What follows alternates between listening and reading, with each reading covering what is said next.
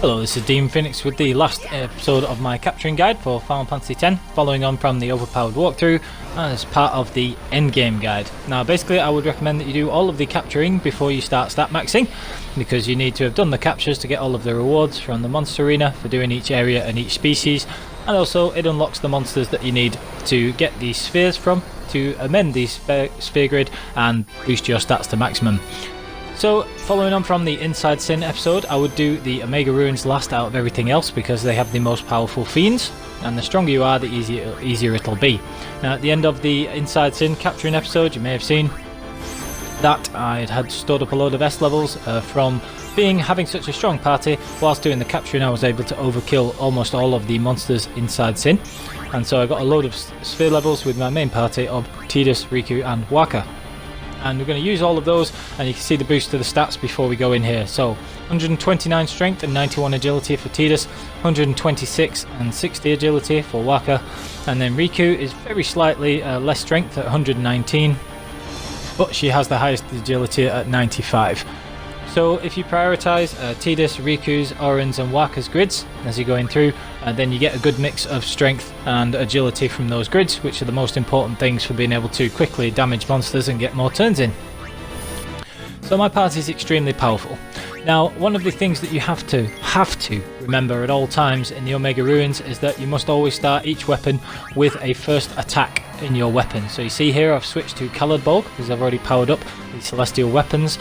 We did that before we went into Sin, and I've used it to overkill an enemy there. But what you must do immediately is switch back to a first strike weapon. And this is part of the reason that I recommended using a return sphere to put first strike onto Tidus's capture weapon, and that is so that you have first strike but you can also capture fiends at the same time.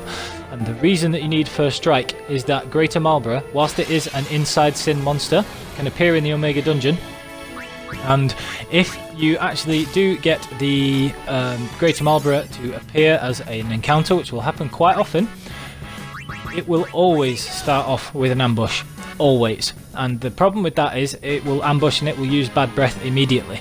Now, Bad Breath is an extremely nasty attack. It puts silence, darkness and poison as well as confusion on your characters and berserk. And that means that your characters will be confused, will try and hit each other, but will also be berserked, so even if they snap out of it, you're not able to heal your party up and you will probably get a game over. So the way you can deal with this is that you can get first strike, and so either Auron or Tidus or somebody with first strike needs to be in.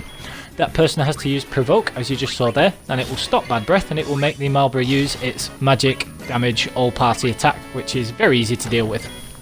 Now you must also never ever take that person out of the fight. So if I was to switch Tidus out now, then Malbora is no longer provoked and it will just have a good chance of using Bad Breath and destroying your entire party again. So make sure that you use capture weapons on it. If you're not able to consistently hit for 999 damage with your party, as I am here, you could always use Demi to rip off some of its health without the chance of killing it. You can also use the Blackhole Overdrive as discussed when I was discussing Barbatos capturing in the Inside Sin episode, and we're going to come back to that in a moment. So Malbora has 64,000 health, so it'll take 7 hits of 9999, or you can wear it down with other things. Don't be afraid to use Sensor if you want, and always have first strike. Now the other thing that you may need first strike for is this enemy in the middle here, which is called Spirit. Now Spirit isn't you wouldn't think it's a particularly dangerous enemy, but it's not just that it's a slow enemy. It won't get many turns if your party is quite agile.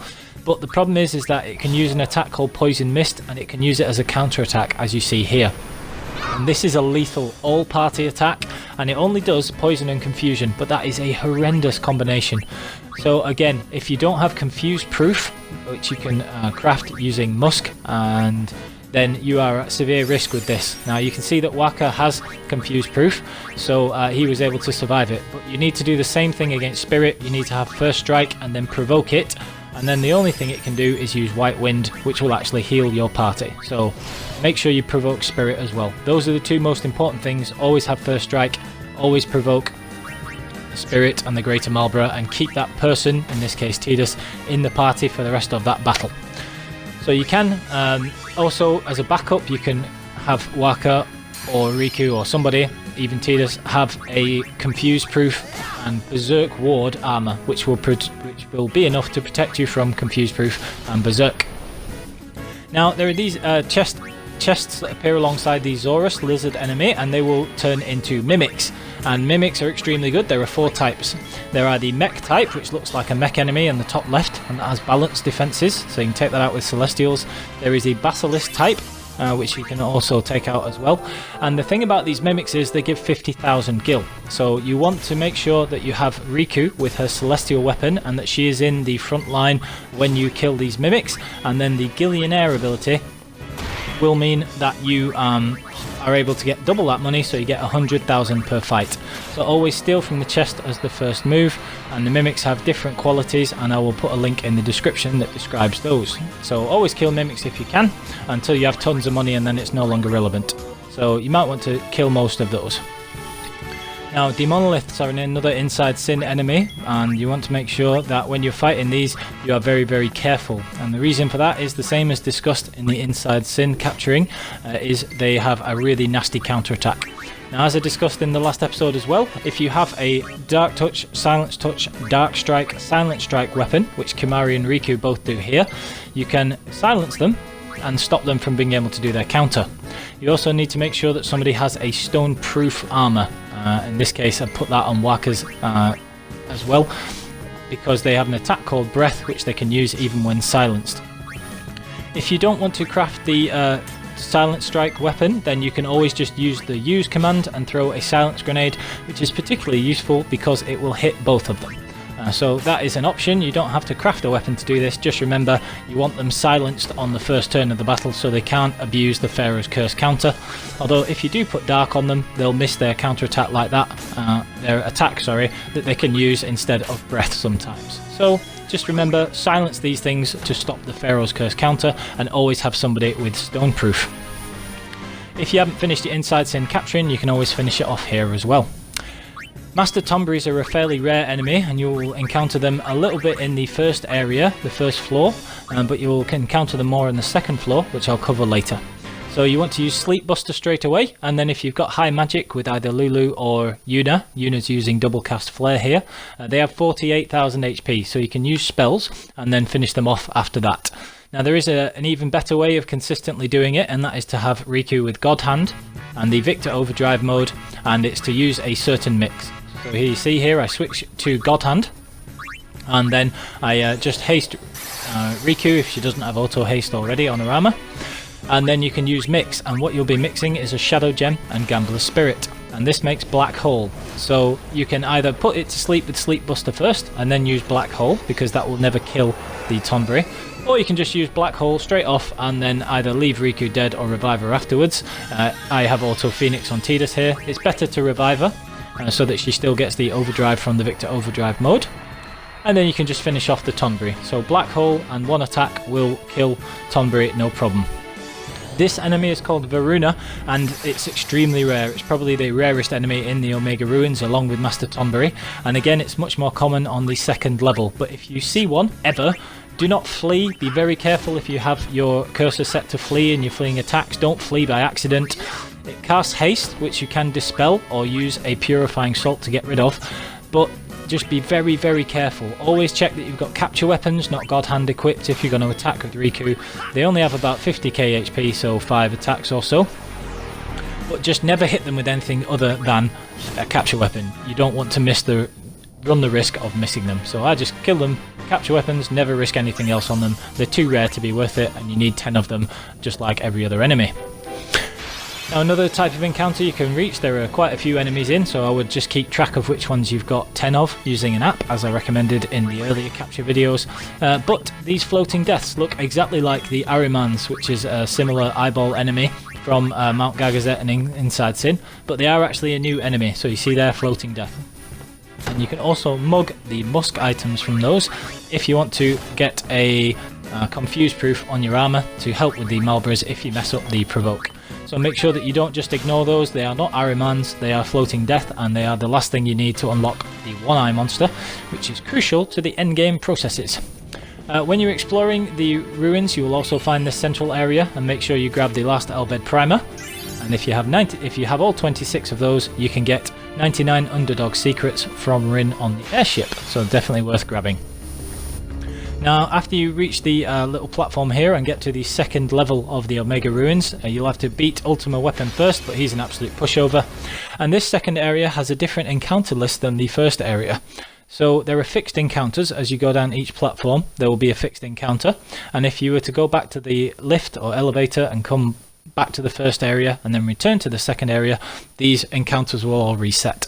But what it's actually better to do is to beat Omega Weapon first by getting to the end of all these platforms, and then fighting fiends in this area after you've beaten Omega Weapon. And the reason for that is that after Omega Weapon, the list of encounters for this area changes, and there are only 7 possible encounter types, 7 variations of enemies. One of them is Master Tonberry, and one of them is Varuna, which is the very rare enemy that casts haste on itself. And since now you need to catch 10 of those, it's very important that you use this area to capture 10 of the Master Tonberries and the Varunas. So that, just to be aware, this is a really good place to do it.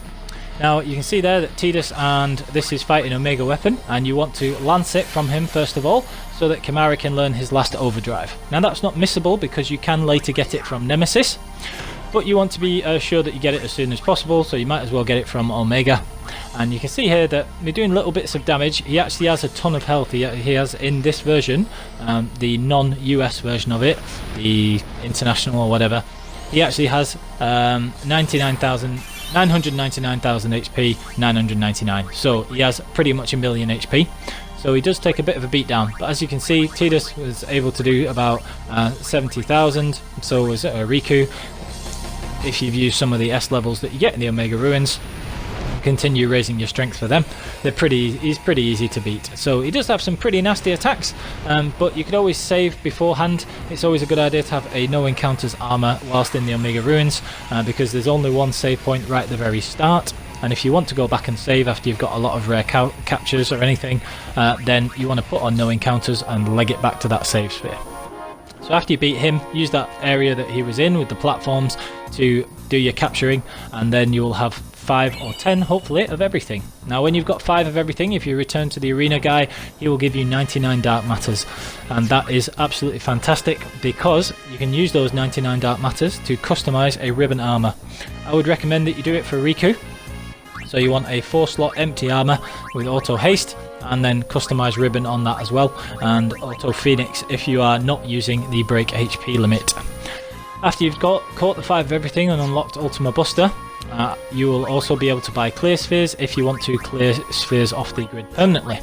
You don't need to do that again unless you are using break HP limit, and there will be a separate load of stat maxing videos that I will do for break HP limit, because it needs a slightly different process, a much longer process, for getting 99,000 HP and using break HP limit. But it's not necessary for beating the Dark Aeons. So you can see here that now you should have 10 of everything if you've done that capturing, and if not, you need to go and finish off the areas, and you might as well get them all out of the way first before you do stat maxing, so you're as strong as possible. After you've got all of these are unlocked, so all the original creations, species and area, apart from that last unknown one, which is Nemesis. And even though you've got 10 of every enemy, Nemesis won't appear until you have beaten each of the arena, species and original creations once as well.